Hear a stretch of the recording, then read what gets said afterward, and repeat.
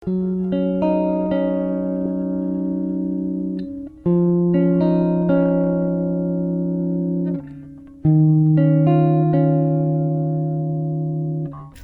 32 ayat 11 sampai dengan 12.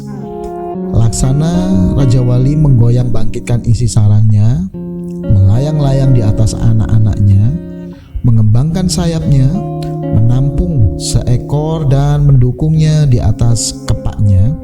Demikianlah Tuhan sendiri menuntun dia, dan tidak ada Allah asing yang menyertai dia.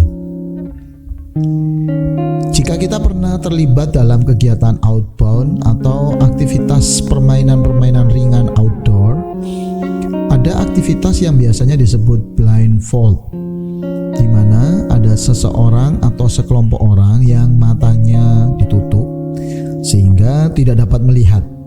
Tetapi mereka akan dituntun dengan mengandalkan pendengaran saja untuk menerima arahan langkah dari seseorang untuk langkah atau rute yang harus dijalani, termasuk rintangan apa saja yang ada di depan mereka, atau terkadang arahan untuk menemukan dan mengambil sebuah barang tertentu, atau rintangan apa yang harus dihindari di depan mereka, atau terkadang arahan untuk menemukan dan mengambil sebuah barang tertentu meskipun dalam keadaan mata tertutup.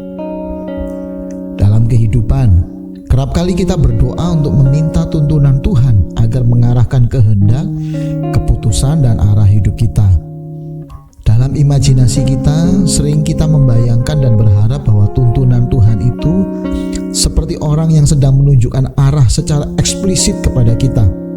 Belok kanan, kiri, jalan lurus, atau harus berhenti.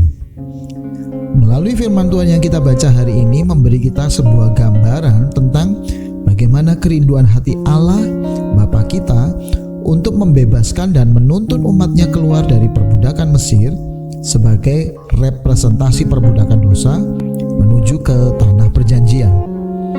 Bahkan tuntunannya dinyatakan dengan menghadirkan tiang awan dan tiang api yang menjadi simbol representasi kehadiran dan tuntunan Tuhan. Sekalipun demikian, ternyata Allah menggambarkan tuntunannya bukan sekedar seperti blindfold, di mana umatnya hanya menjadi pribadi yang pasif. Tetapi digambarkan di sana bahwa Allah menuntun umatnya seperti induk Raja Wali yang harus menggoyang-goyangkan, membongkar sarang anak-anaknya, dan mengizinkan anaknya terpaksa keluar dari zona kenyamanan sarang yang selama ini dibuat oleh induk Raja Wali, dan seolah-olah mengizinkan sang anak terjatuh hanya untuk mengajarkan anaknya agar menemukan potensi terbangnya, mengepakkan sayapnya, dan pada akhirnya mampu terbang sendiri. Entah berapa kali proses pembelajaran yang nampaknya begitu sulit, mendebarkan, dan harus diulang kembali, tetapi yang pasti dalam proses latihan ini Allah sendiri menyediakan dukungan perlindungannya selama proses belajar dan jatuh bangun tersebut. Hal itu digambarkan dalam firman Tuhan di Keluaran pasal 19 ayat yang keempat. Kamu sendiri telah melihat apa yang kulakukan kepada orang Mesir, dan bagaimana aku telah mendukung kamu di atas sayap Raja Wali dan membawa kamu kepadaku. Hal itu menunjukkan tuntunan Tuhan diberikan kepada kita untuk sebuah tujuan yang lebih besar, yaitu untuk melatih kita menemukan seluruh potensi terbaik yang sebenarnya sudah Tuhan sediakan sendiri di dalam diri kita. Dan jika kita menemukan potensi diri kita, maka kita akan mampu mengarahkan diri kita untuk mencapai arah tujuan hidup kita. Amin.